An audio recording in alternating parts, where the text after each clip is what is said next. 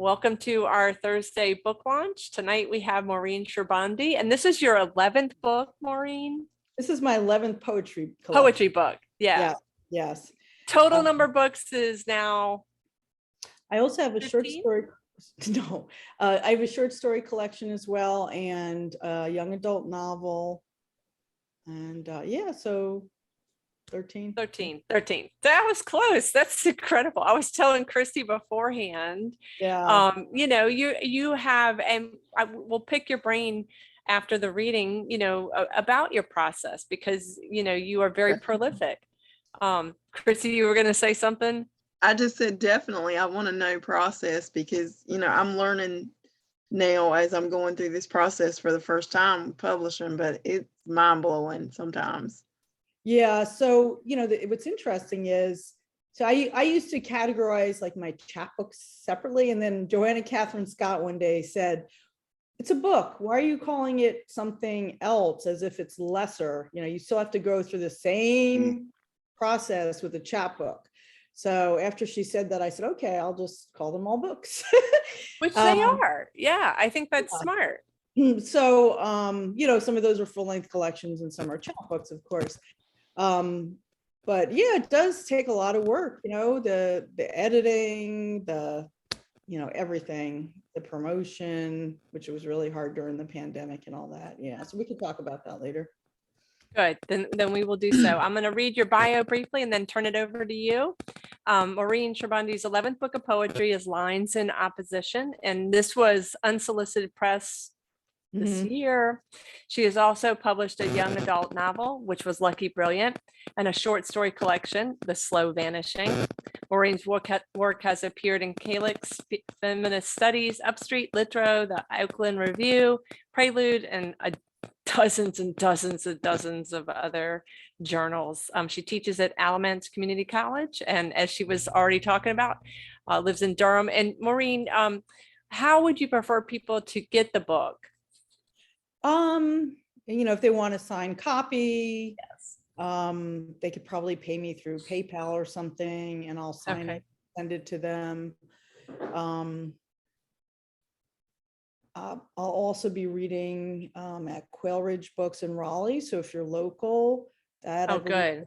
July 31st on a Sunday at 2 with Chris Abati and Crystal Simone Smith. And they also carry this new book and some of my other ones. So Quail Ridge is a good place.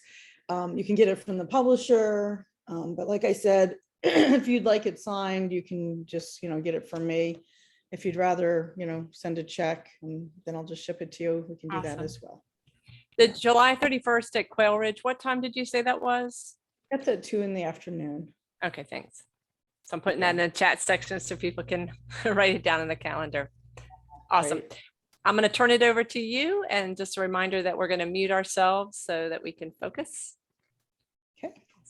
Hi, thanks, Malika. This is so kind that you continue to do this. I love getting to see people. It was even, it was wonderful for you to start doing this during the pandemic.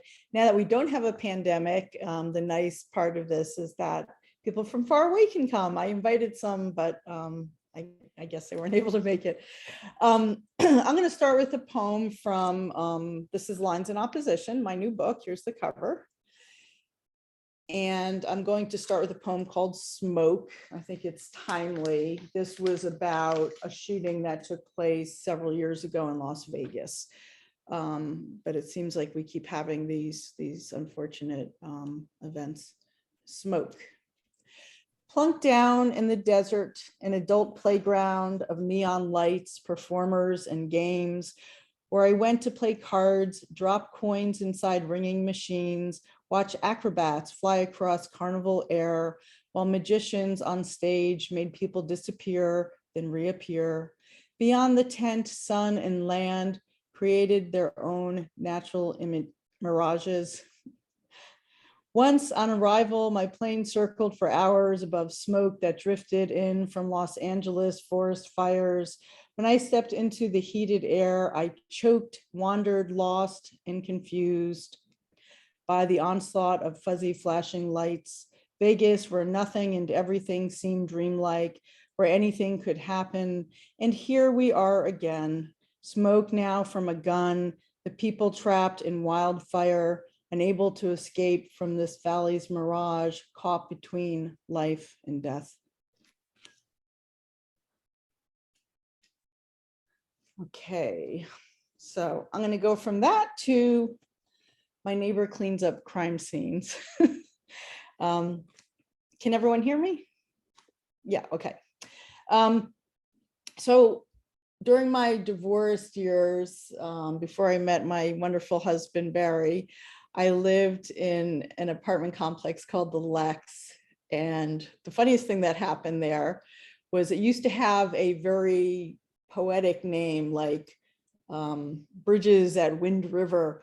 And one day I returned from a trip and they had changed the names to the Lex, and I thought I was in the wrong place. But I had a neighbor, his name was Hero, and I like talking to people. So he told me about his job. My neighbor cleans up crime scenes. Oh, I'm so sorry I'm late. Is this a book launch? Picture the aftermath. I said I'm so sorry I'm late. Is this the book launch? Mali Ali La La Aka. Oh boy. I think Oh fuck, indeed. Like, what are you doing, Mali Aka Laka King? Can you just? Okay. Okay, I'll start that poem again. My neighbor cleans up crime scenes. Picture the aftermath of murder, measure the distance from body to blood stains, trace the splatter of scattered droplets, the red path from the murderer's shoes, inhale the imagined stench of death, wonder which cleaners and tools are used to wipe away anger and violence. Do death stains ever really fade?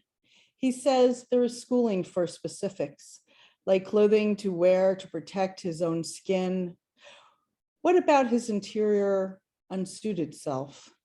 Does he dream of swimming slowly through red seas? Does he hear voices, the victim's last words? When he listens to angry voices rising in other rooms, does he shake his head? Once so intimately familiar with what human hands can do, does he stare at his own palms in the moonlight and ask why, how, when?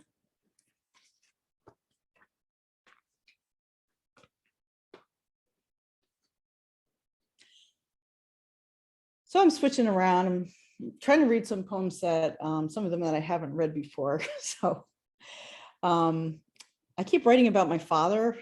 I guess I'm still trying to come to terms with my father who died several years ago. I had a whole book about him, but there's always more. At 6 a.m., you still speak with your father. Now you pass your father in the hall, expecting an answer to slink out of him. He is hung, framed, dead. He stares back at you in black and white, the outline of his mouth, your mouth, still holding its disapproval. It is morning when your brain has yet to wake, and you hear his deep voice in the hallway calling, Maureen, Maureen. Sometimes in dreams he speaks too, continuing those winding maze arguments that never find an answer out.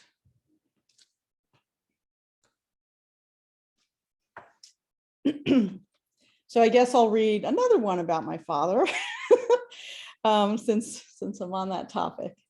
So I guess my parents divorced when I was, I think, almost 10. My father used to commute to New York City, and he was a salesman for International Paper Company. He actually studied printmaking at RIT. So he knew a lot about colors, and they had big clients like Chef Boyardee, and they designed the boxes and he sold them to these bigger companies. But one day I overheard something. I was young, and I put bits and pieces together, and I wrote this poem. My father returns from New York City.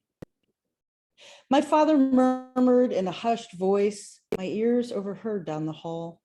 In an index finger over the lips, shushed kind of tone, I hit a girl today. As if the wind had stirred between city buildings, propelling abandoned, discarded, printed papers forward, damaged stories flying across the streets and avenues. He whispered to my mother, his voice thick, tripping with liquor, a bad girl. I hit a bad girl today with my car. In a city lined with poverty, prostitutes. These words, as if small birds burst forth from the nest, wings extended and could not fly. My father had once said to me, when the baby bird fell broken winged from the tree to the overgrown summer grass, his lips so close to my face, my cheek warmed, we cannot save her. And I watched that last breath push from her feathered chest.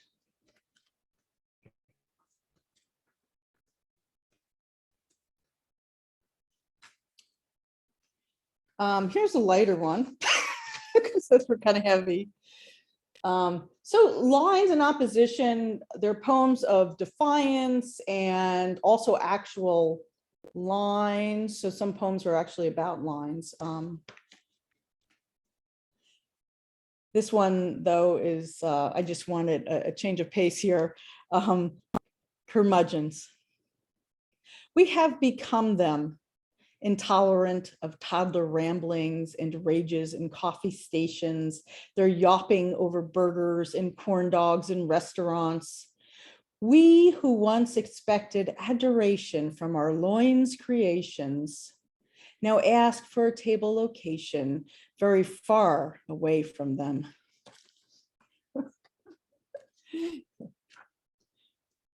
I'm still in the empty nest stage, but I guess I'll eventually have grandchildren. I'll get over that again. So as Malika said, I teach at a community college in North Carolina. I was an adjunct for 3 years during the time that I had gone through a divorce. And money was really tight because my ex-husband stopped paying me alimony he was required to give me, which left me in a bad place. And at one point I was working 3 jobs. I was a bartender. I was an assistant to a tax accountant, and part-time at community colleges is 4 classes a semester and then 2 in the summer. So I wrote this poem back then when I was poverty stricken, really. The squirrel trapped in the ceiling of the adjunct office. Sound of thumping against the ceiling grate disrupts my essay grading momentum in the adjunct office at the college. I wait, look up, search for a bright hued helium balloon stuck between 2 floors. Thump, thump, thump, continues to prevent my paper grading. Who could concentrate with all this noise? I stare at square poised holes in the ceiling cover and discover a gray tail swishing back and forth. A squirrel blur reveals itself. Yes, I do recall the phrase open door policy when applying for this position. Every being has a right to learn, but now, just like me, he is stuck here in a place without benefits, trapped between walls, no acorn to chew, no water to relieve his thirst. Couldn't he have chosen a more lucrative office? My own son recently said, if I taught chemistry or math, I'd be full-time and employable. I shake my head, listen as the squirrel too resigns himself to stagnation. Soon he'll starve or just give up. Humanity and humanities, silenced in darkness between 2 floors. I return to the task at hand, grading papers scribbled by the future generation. My stomach growling for lunch I cannot afford, the hem of my gray pants unraveling.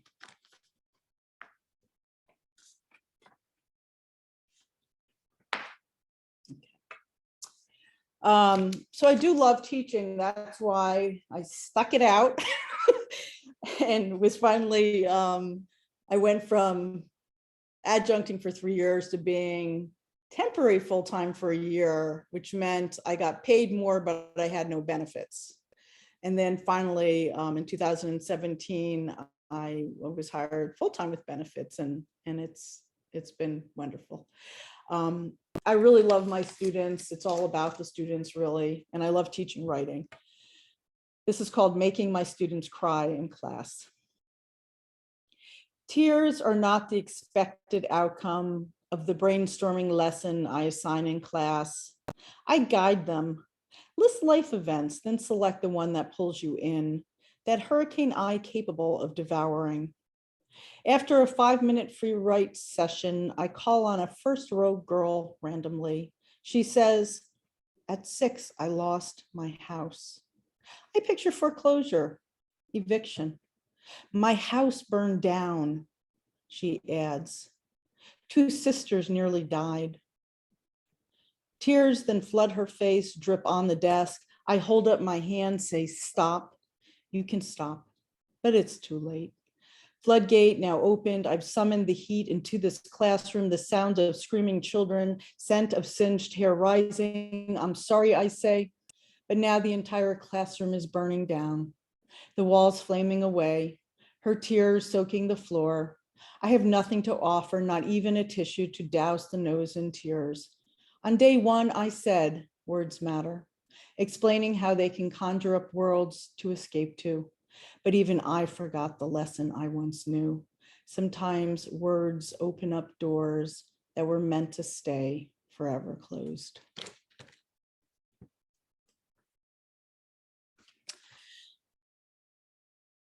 Since we're on the topic of fire, I'll read the next one, Fire Sale Baby. And this is about splitting items up after a divorce. Welcome to the fire sale, baby. The devil opened his mouth and breathed on my house. I'm disposing of every last thing, Queen Anne mahogany chairs, end tables, the fiddle, the violin, but I'm keeping all my sins, philandry, gluttony, envy, and sloth. Come on in, take the gold-rimmed Lenox china, the ivory tusk chandelier, burn until all ceilings and floors are bare. The devil's waiting for me to join him on the happy hour tour. We'll pound down gin while we sing the last adagio and dirge. Watch the flames blow out the roof, purge the last tchotchke. Okay.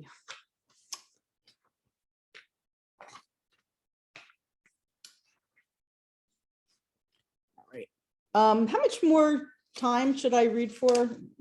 Like 2 more poems? 2 or 3 more poems would be fabulous. Okay. This one is Stairway to Heaven. It seems like a lot of people have written Stairway to Heaven poems because it's such a good song.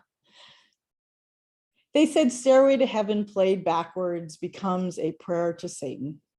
I didn't know what a prayer to Satan sounded like. Would there be yelling and chalkboard screeching? A promise to visit in the afterlife? All I knew about the devil, I learned watching Rosemary's Baby and The Exorcist.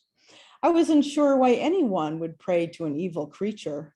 Was this a clandestine code, as in spy movies when top secret messages appear in foreign newspaper classified ads? There was such uncertainty related to this entire prayer phenomenon. In fact, I wasn't sure what a prayer even was. Praying occurred in temple, Hebrew blessings to Adonai, bending and bowing in silent prayer where stillness entered the shul. Here I noticed the backs of men's and women's heads adorned with blue and black kippas or white lacy coverings. Prayers to Satan only led to nightmares. At 14, when I danced with a boy shorter than me, I pictured fire and sulfur racing through the middle school cafeteria as soon as the DJ played that famous song.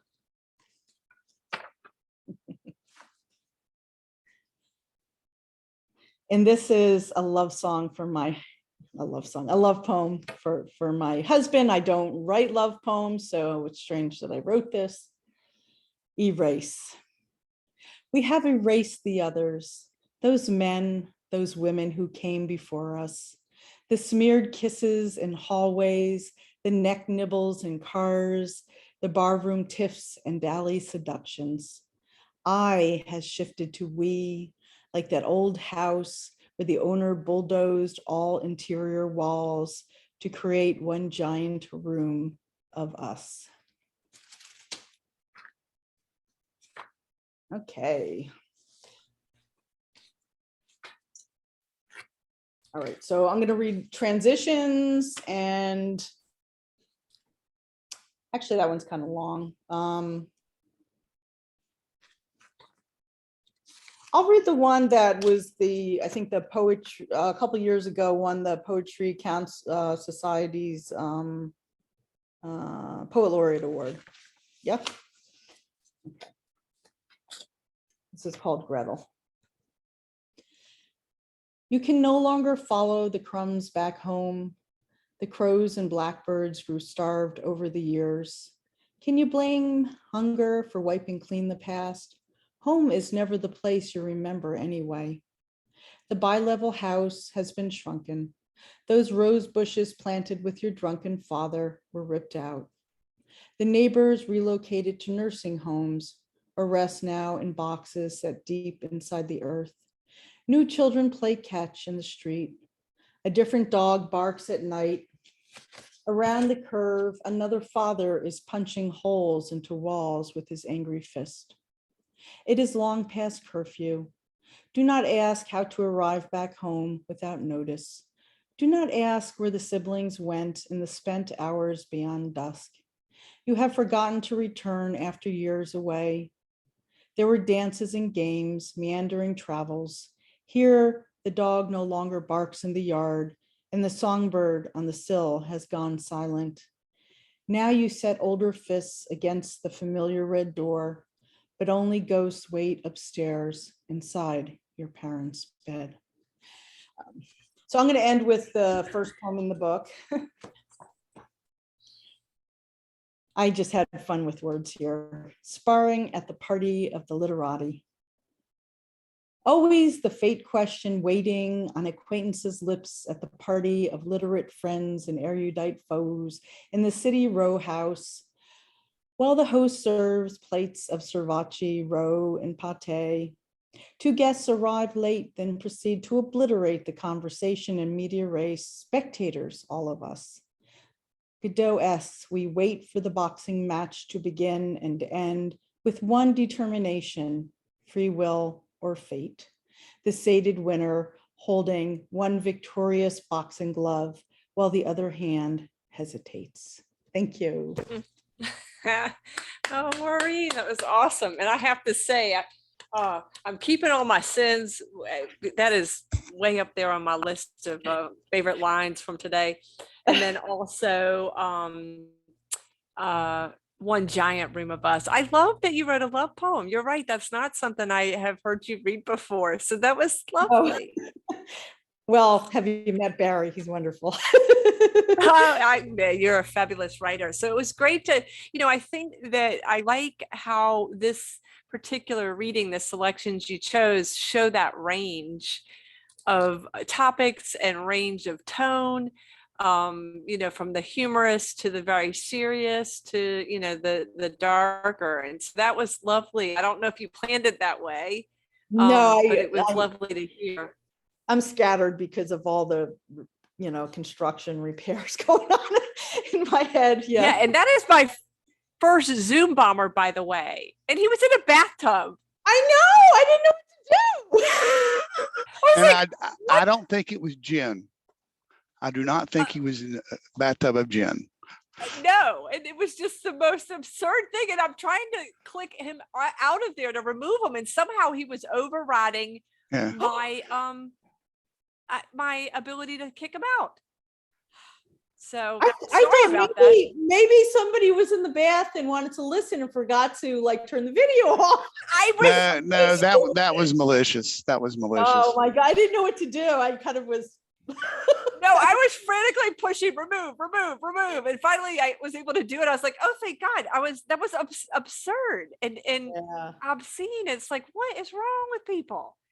Yeah, never had that happen. So I apologize that I wasn't able to get rid of him quicker. Because the minute I saw him, I was like, oh, this is not normal. This is not. I was like, I don't recognize the name. When they don't normally, what threw me is they don't normally have a first and last name. It usually says like iPhone, in which case I will send a message in the waiting room that says, what are you here for? And if they don't write back Maureen's reading, they don't come in. But this was like Kevin somebody. Yeah. So Kevin somebody is reported for whatever the hell you would call that. Wow. Well, it made it a first and interesting. Oh my And God. also yeah, just bizarre. So I apologize, but it was just fabulous. Oh yeah. And of course Barry says that was my favorite, the love poem. That's because you get to say I inspired that. That's a Yeah. good thing. Oh, Yeah. I can alphabetize, but it took me 20 minutes to get my camera on. No worries. That's, we are good at you alphabetizing the bookshelves, just the organization alone. But so let's kind of talk about, what we were talking about before we got started. Maureen, you are a very, prolific writer. And I Mhm. also think that you are unique in a sense that you have tried a lot of different publishers. So I wanted you to kind of talk about how that experience has been for you, and what your goals were. So I think I originally was trying to like take little steps up. I'm first of all, I'm grateful to the first person who published my book. That was Main Street Rag. I will forever be grateful. He gave me a chance because I had been trying to get a book published for a long time. But even he said in the beginning, I don't expect you to stay with me. I know I'm a stepping stone. And so I kind of wanted to experience different publishers, which I did, but I was also the whole time trying to win the big prizes, and how that goes, it's hard. I did win a prize. UNC Greensboro used to have a chapel contest. While I was in grad school, I won it. And it was weird because one of my professors was a finalist and I won it. It was weird. And it was like a nice letterpress book. It was called The Year of Dead Fathers. So that was nice. But I've been trying to get outside of North Carolina. I'm not saying there's anything wrong with being, I don't mean just a North Carolina writer, but I'm trying to reach out. It's kind of like you want to be a global citizen, right? So I want to be a global poet. And I'm not a Southern writer. I was not born here. I was born in New Jersey. I've lived in California and Pennsylvania. So I've lived different states. And so I'd like my poetry to be read in different states. So it's kind of nice to be with publishers in different locations. That said, I really am still struggling to get to that next step. It's really nearly impossible to break through. I'd love to publish with like Four-Way Books or LSU. I have dream presses. But what am I going to do in the meantime? Keep writing. And I want to keep publishing. So I'm getting in literary journals. I have something coming out in Southern Humanities Review, which is good, New York Quarterly. So I feel like I'm starting to get in some better journals, I think. And I've been in some good journals, but I have loved several of the publishers I've published with. And I would be happy to keep publishing with them, but I still want one of those top 5 presses, that's sort of the dream. I mean, who doesn't, right? Yeah. And I'm so grateful to the small publishers out there and to anyone who's ever published my work. I've worked with some lovely presses and I would work with several of them again. So I don't know if I answered anyone's question. Yeah, you did. No, it was nice to hear you kind of talk about like your ideas behind that. And, I was curious about your experiences too, because you've been with a lot of different publishers. The ones that stood out, I don't want you to name names, but can you talk about why they stood out and what was the good, the real good thing experience wise? I felt that they really loved my poems, because you want someone who's passionate about your work like you are, I hope. They are efficient. I am a big efficiency person. I cannot stand slackers. I just want, this is why I'm getting frustrated with my bathroom tile, Yeah. situation. Tell me you're going to do something, do it, get it done yesterday. Don't not show up, and so the publishers I've really valued and appreciated are ones who meet their deadlines and come out with a really wonderful product, because it is a product. Yeah. And we'll listen to my input on the cover as well. That's important. Yeah, so those are the things I look for: efficiency, quality of the product, passion for what I've presented to Yeah. them. No, that's very helpful. And, for a while, I loved how your covers seem to speak to each other in some way, but that That's- has changed as more Well- have come out. Well, the last two books, the ekphrastic poems, Dancing with Dolly, Yeah. and this one, the publisher came up with the idea. Okay. Didn't really, one of them asked for input, what do you visualize, what are you thinking? But they presented me with three, and there was only one that I loved, the other two I didn't like. For this one, same thing. They have a designer. I love this cover. Wow. No, it's fabulous. It's kind of mod. I'm a big Mhm. Mad Men fan, and it kind of reminds me of Mad Men. And then somebody pointed out recently, they said, "Oh, is this about Ukraine?" Because I think it's similar to the colors of the flag. I said, "Oh no, Yeah. this like was accepted Before. several years ago." Yeah. Yeah. But I like that because it's interesting, and you want to cover that somebody's going to want to pick up, and that represents the book. Yes. Yes. And I think that it's nice to have choices, and that's good, to have a publisher that kind of has a vision, but that also says, what's your thoughts about this? Right. And then, I had the experience of working with a small press in Texas on my young adult book, which was a completely different process, because it was longer and it was a novel. There were different types of editing things I had to do on that, of course, like, oh, you've used the word look, 342 times. Can you get it down to 50? Okay. And you said, hey, look, I think I can. Look, I'll give that a shot. Yeah. But they were also lovely to work with. What I want to say is there are a lot of wonderful small presses out there, and thank goodness, Yeah. because it's hard work. They're not making much money, especially the poetry presses. They don't, Yeah. they break even. They're pretty happy. That very true. Very true. Well, I want to open it up. People feel free to jump in with questions. But you're starting to understand why Maureen writes and is so prolific, because the work ethic is like very much. Oh, that's the other thing. I come from a family of workhorses. I mean, if you're a lazy person, you're not invited into my family. I'm sorry. Barry is a workhorse too. I mean, he fits right in. It's that European heritage. I'm Russian and I'm German. Stubborn, determined, and hardworking. Every single person in my family. Yeah. Do you write every day? Well, I have to say the last 2 years have been a little overwhelming with my load at Alamance, because I teach 6 and 6, Wow. which is a lot. That's a lot. And a lot of them have been online. That's even more work.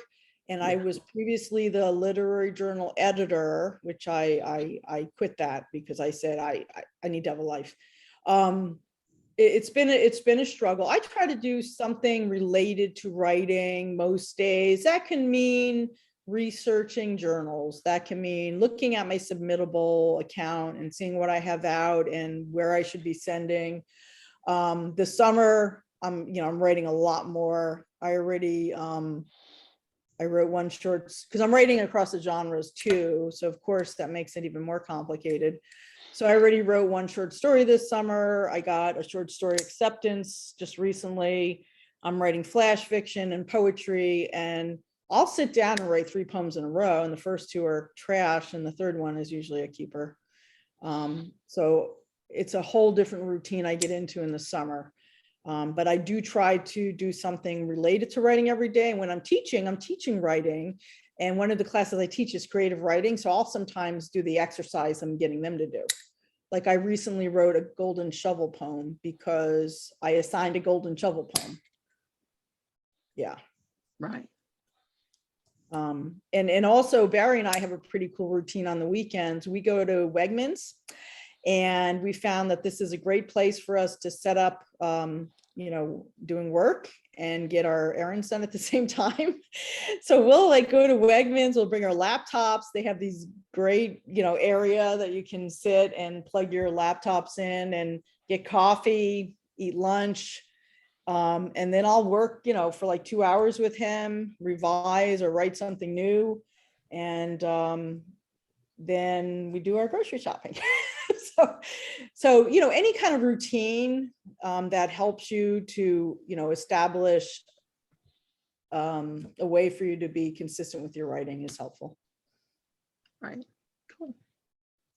I like what Barry wrote here. It works both ways. The last 3 presses really liked working with Maureen because she responded to the request, edits immediately, and she was very cooperative about changes. So the presses went the extra mile for her. And Oh, I do think that that's, a relationship, right? Yeah, but I'm a little anal about like getting things done on time. And yeah, I'm sort of the dream writer for them. A lot of writers, no one I know, a lot of writers are creative, but they maybe don't get things in on time and, don't have firm deadlines and so on. And I'm easy. Like my motto is don't cause trouble. Yeah. Yeah. That's my motto at work. That's my, in my job. My boss likes me because I do not cause trouble. I saw Regina shaking her head when you were talking about how teaching 6 classes and so much online was really challenging. And I Yeah. saw you relating to that, Regina, because I know you've experienced that as well. Yeah. Oh, you're unmute. Let me get to you. Oh yeah, There you I'm go. Regina Garcia. I teach at Pitt Community College. I'm an English instructor at Pitt Community College, and yeah, so I certainly can relate to that trying to balance all of that, and I actually am an assistant poetry editor at a journal, and so all of this, I said. I jump around a lot. I said that for as awful as the pandemic has been, actually being kind of quarantined gave me space to kind of parcel out how I wanted to do things. Now that people are emerging from this, whether we need to or not, I feel this pressure again. And so I'm still teaching online, and now some face-to-face has been incorporated in that. And I still, we're teaching online mostly, but I still have to go into the office every day. They started that again. So it is just, there's just so many things that can get in the way. And much like you, I have these aspirations of having my work go out into the world, not just into North Carolina or, I've had a little bit of success, but I just, so, and I enjoyed you. I'm sorry, I apologize for coming in late. Okay. But did you hear the adjunct poem with the squirrel? I think you would have appreciated. Oh no, I didn't know. You would have I was gonna appreciated say, that one. yeah, you probably Yeah. should read that so that Regina can hear, because no doubt she relate that the poor squirrel and the experience Oh, of being an wow. adjunct and Yeah. just that. Yeah. It's been a while since I've been an adjunct. I do kind of and now adjuncts, they really, I know when I was an adjunct, I think I taught 1,000 courses. You know, just Yeah. it's really Well, I'm not an adjunct anymore, but I was right. writing about that experience. Yeah. And a lot of adjuncts will, like, I know some that will like go to 3 different colleges and do 7 or 8 classes. And, I was making, this was, before I got hired full time in 2017, I was making $17,800 a year teaching 4, 4, and 2. That's Wow. insane. Right. That's why I had to bartend and Yeah. office job. And it is hard. It's hard when we're teaching all day and we're driving and we have other duties. But what are we going to do? Wait till we retire? What if our brains are shot by then? What are we going to do? Yeah, and I think we have to have those big dreams in order to keep going and give us, to dangle that carrot before us, saying, I want to dream about that. If you don't have the dream, maybe you won't be as ambitious, right? Right. Well, I'm living my dream right now. I tell everyone, Malika knows, Christy knows. I've been a writer probably almost, for as long as I've been able to write, but I didn't pursue publication and things like that until the pandemic hit. Yeah. And that brought me into that because again, it gave me that time. And it's been a whirlwind, but it's been wonderful. So yeah, I get to meet interesting, talented people like you, Malika, Christy, and we've been very lucky because I had forgotten that you and I hadn't met in person until we did meet in person. I was like, oh, I had forgotten because you had been so much a part of my regular experience online. Right. And that's how I feel about quite a few writers who I've gotten close to during the pandemic that I really would not have met, from all across the country. So that's been, a fabulous thing. And this is the second book we've celebrated with Maureen. Yes, you're kind to have on again. Yeah. Yeah. No, I'm so glad. I mean, I love being able to celebrate with you because I remember those early books and the Year of Dead Fathers. Didn't that go on to win the Campbell? Yeah. So the Poetry Council had an award. It won that. Yeah. Oh, wait a second. No, that was. No, you mean the North Carolina Poetry Society, right? Was it? No, it just won the Greensboro, UNC Greensboro. Okay. It was I thought it won another award too, but I had another book that won an award from the Poetry Council. That would be Oscar Arnold, right? Yeah, that might have been, that was one of them. I don't remember. That was years ago. Yeah. Yeah, so that was a powerful book. I mean, all of them have been. And I think that, it'd be nice to read at some point several from each book. So I think people would really enjoy that.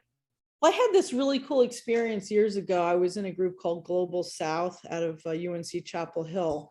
Robin Muir invited me to join the group. So I'm still on their thread, but I don't have time to go anymore. So people that teach at Chapel Hill or used to teach there are all really much smarter than me, historians, all these great scholars. They get together and they have discussions and they usually have a guest speaker, and it's wonderful. I always enjoyed going. And so one day I was their guest speaker, even though I was a member, and I think at that time had maybe 4 books, maybe 5. And they actually sat there and analyzed, because I read from each book, and it was just so weird being analyzed by these really intelligent people. I'm like, oh, this is really cool. They're making connections I never made. Yeah, that's awesome. That was fun. Yeah. That sounds like it. But so I love that it was from several different books though, because I think sometimes we don't it's hard to have an extended view when you're right in the middle of something, right?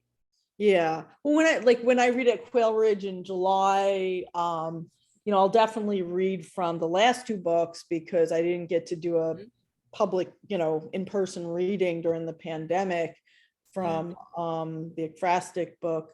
And if a current event's going on, I have a poem about it, I'll pick something from one of my other books as well. Okay. Awesome.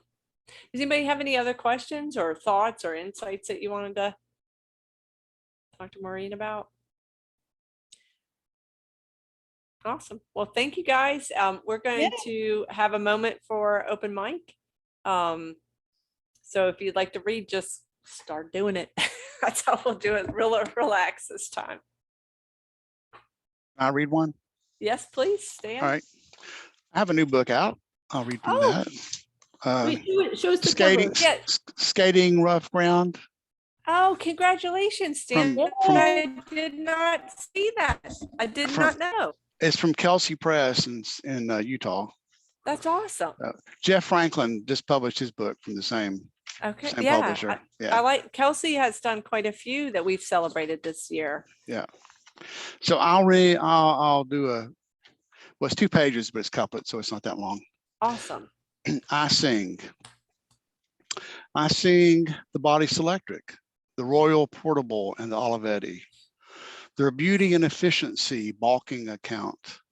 I sing the Underwood Universal, the Platen and the Platen knob.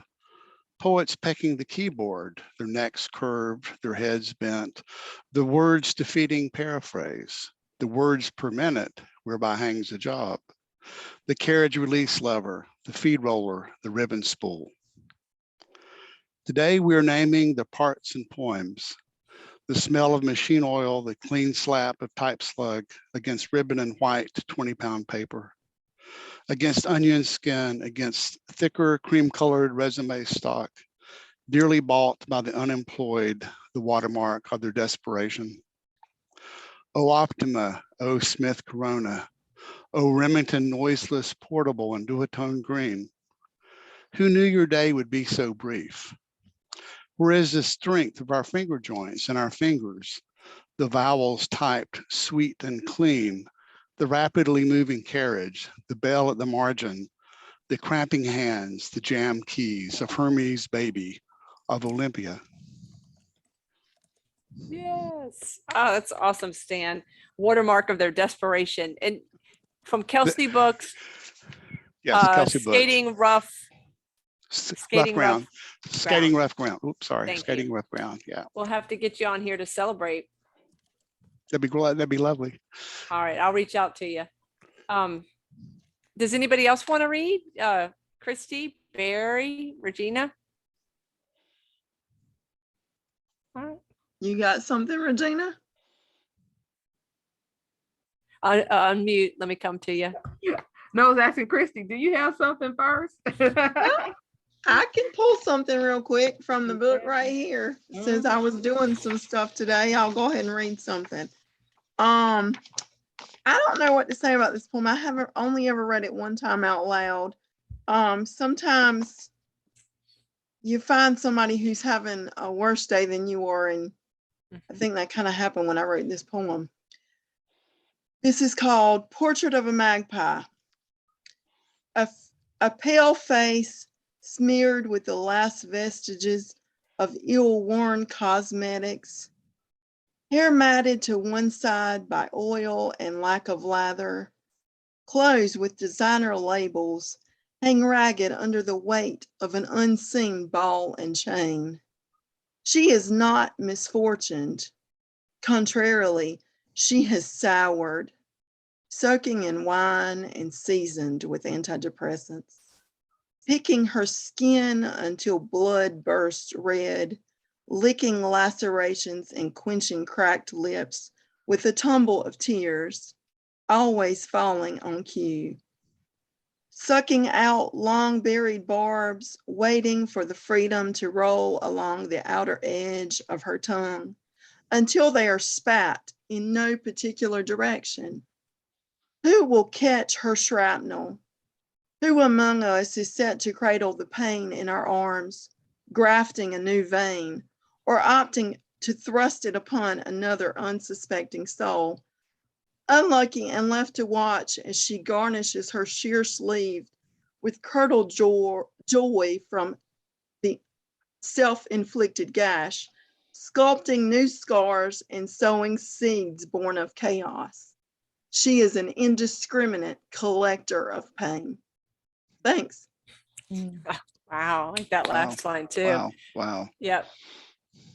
Yeah, That's so from Maureen wrote, the upcoming chapbook, Finding Her, that'll be out in Yeah. the fall. with Finishing Line Press.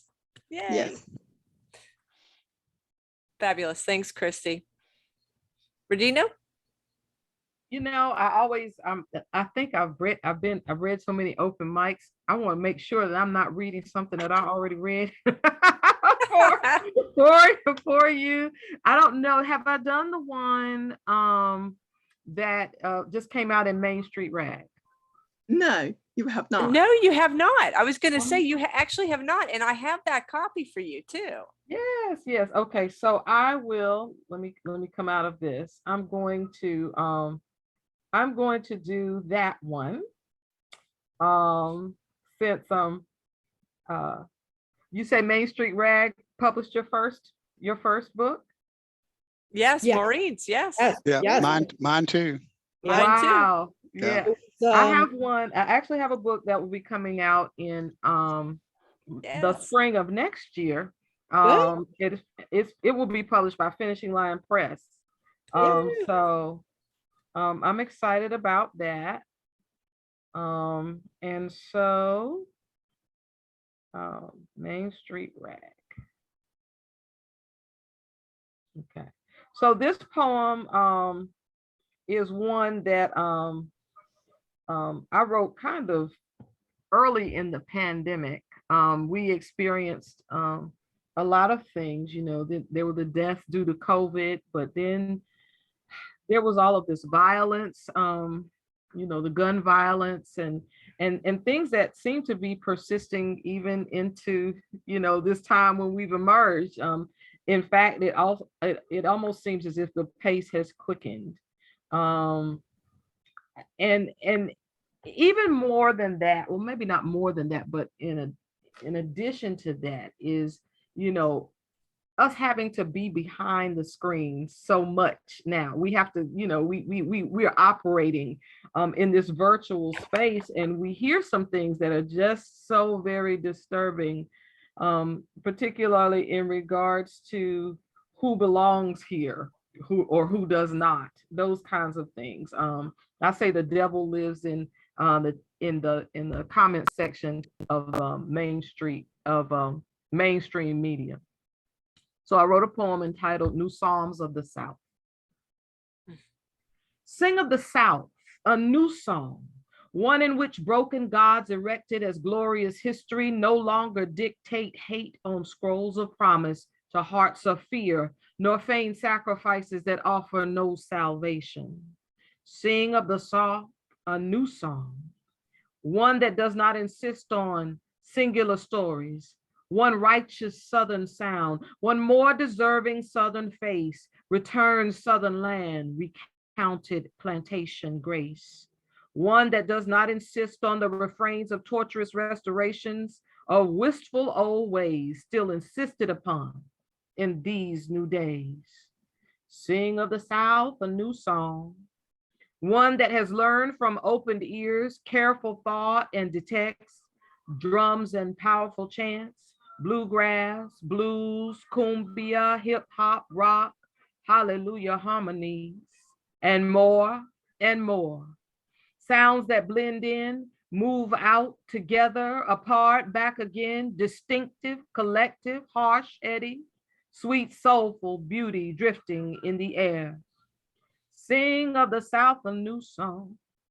In every place, may we entreat our chosen divinity, find ample space for worship in lush pastures, high mountains, verdant hills, warm valleys, salted shores, that every mouth and heart might fling wide, intone righteous lyrics, tying hopeful voices, to a reformed Southern earth that yearns to love all and be loved by all.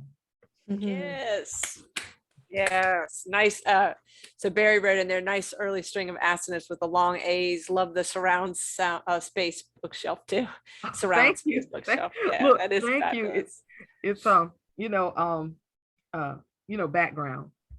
Virtual. It's Yeah. it's what I yearn for. It's what I want my background to look like, just for real. Yeah, and Maureen, she does have a lovely voice. Oh, And thank I you. hope, Christy, I hope you've looked at the comments too. Maureen I said, will season take a with look. the antidepressants, great line. And spat and shrapnel, nice, appropriately harsh sounds. Yeah, fabulous job, guys. And Ronald, I just got you here. We are actually finishing up. I'm so sorry. I'm sorry, it's my COVID naps. I know. I am I so sorry that overslept, you're, yeah. yeah, I'm so sorry that you're struggling still. Because, Oh. I know it took me weeks before I felt like I had my energy level again. Yeah, it's very mild right now, but it's persistent. Yeah. And I took the Paxlovid and I have having a rebound. And they said it's mild, but you don't know when it's going to end. It could last another week. So anyway, Yeah. I'm Well, good. I'm glad you're here. Thank you. Thank you Sorry, so much. Maureen. That's I all wish right. I'd seen you. I'm going to watch the replay. Okay.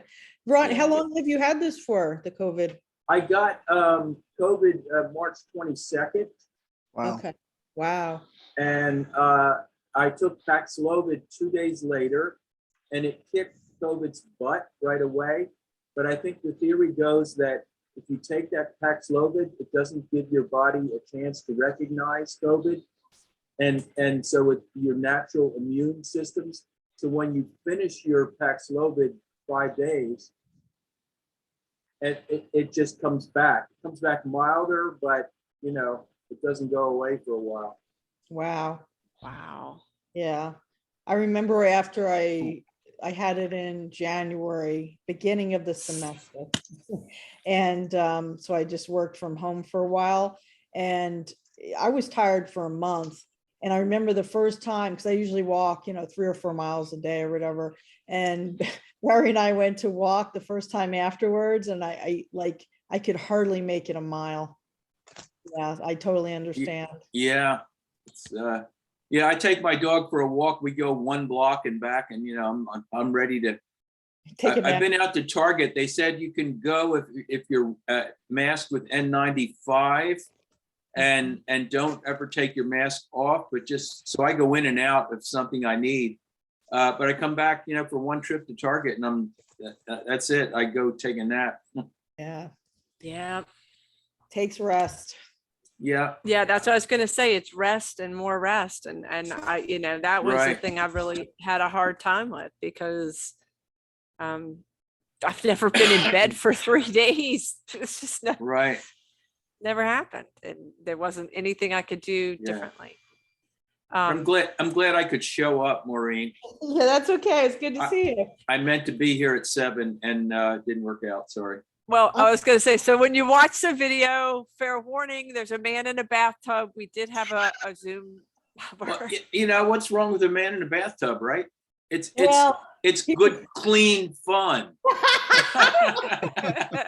well, Ron, I also announced I'm reading at Quail Ridge July 31st with Chris Abati and Crystal Simone Smith at 2. Right. So if you're feeling better by then.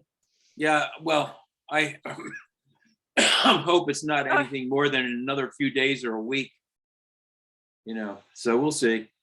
Did they tell you that you should take D3 and D3, vitamin C, Yeah. and zinc to help ward it off?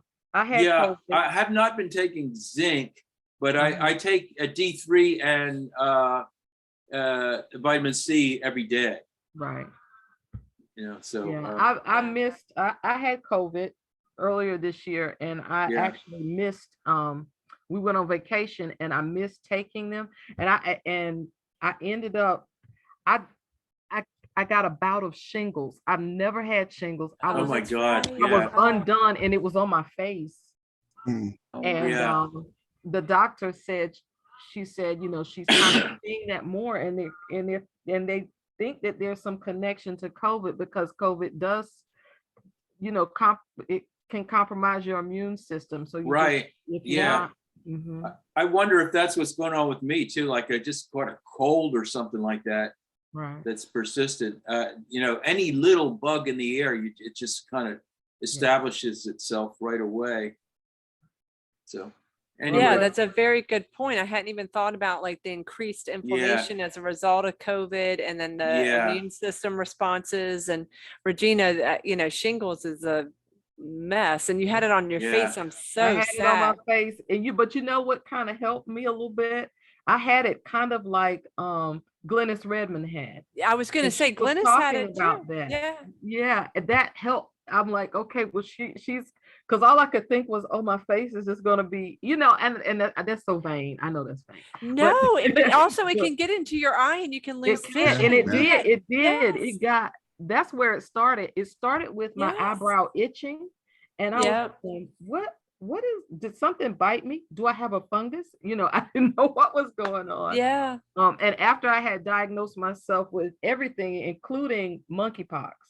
Well, Oh, wow. understandable. I ended up going to the doctor, Yeah.